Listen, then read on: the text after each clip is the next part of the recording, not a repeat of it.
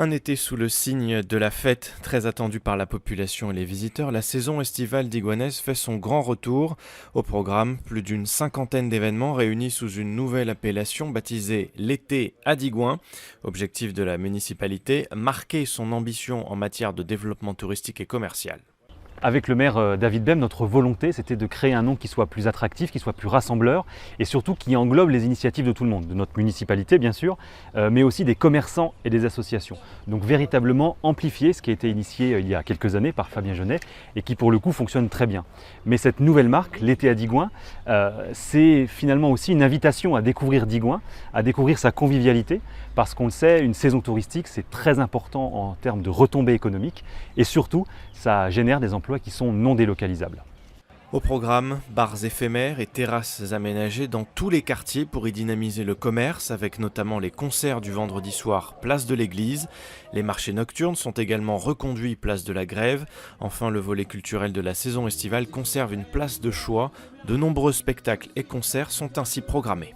Ce sont plus de 30 événements culturels pluridisciplinaires qui seront proposés aux Digoinais, mais pas que, parce que tous les ans, nous avons de plus en plus de visiteurs et des visiteurs qui viennent de plus en plus loin.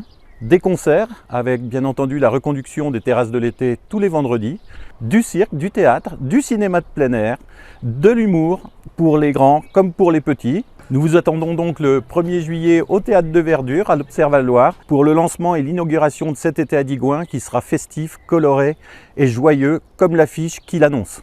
Une programmation complétée par l'exposition estivale du DOC 713 consacrée cette année au Néandertal, sans oublier le traditionnel feu d'artifice tiré mercredi 13 juillet.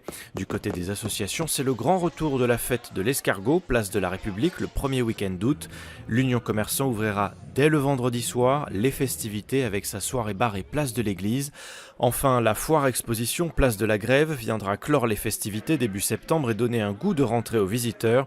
Une reprise de la vie associative saluée par les élus et attendue par la population. Spectacles et concerts, terrasses de l'été, marchés nocturnes, feux d'artifice. Dans tous les quartiers, l'âme généreuse et conviviale de la cité ligérienne se révèle à la belle saison. Plus que jamais, l'été, c'est à Digoin. Ce dimanche, c'est le second tour des élections législatives. Comme pour le premier tour, les bureaux de vote ouvriront leurs portes à 8h et fermeront à 18h à la salle des fêtes et à Vigny. Les deux candidats qualifiés pour le second tour des législatives dans notre deuxième circonscription de Saône-et-Loire sont Josiane Corneloup et Céline Vinoget. Pour pouvoir voter, une pièce d'identité devrait être obligatoirement présentée, mais la carte électorale n'est pas obligatoire.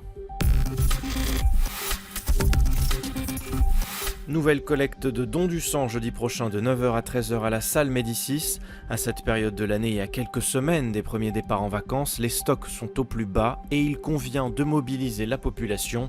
1 heure, c'est le temps qu'il faut pour donner son sang. En prenant ce laps de temps, le donneur sauve 3 vies, d'où l'importance de franchir le pas. Alors faites une bonne action, donnez votre sang. Et pour terminer ce flash, quelques images de l'émission phare de TF1 Petit Plat en équilibre, dont l'équipe de production a élu domicile sur Digoin vendredi dernier. C'est dans le cadre de sa campagne de promotion et d'attractivité du territoire que le département de Saône-et-Loire a établi un partenariat avec l'émission. Les images, actuellement réalisées en Saône-et-Loire, seront ensuite diffusées à raison de 3 séquences journalières.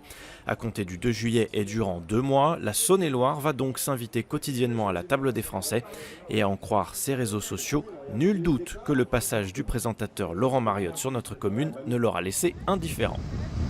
Regardez comme c'est beau, le pont canal de Digoin, en Saône-et-Loire. La voilà la Loire, et il fait beau.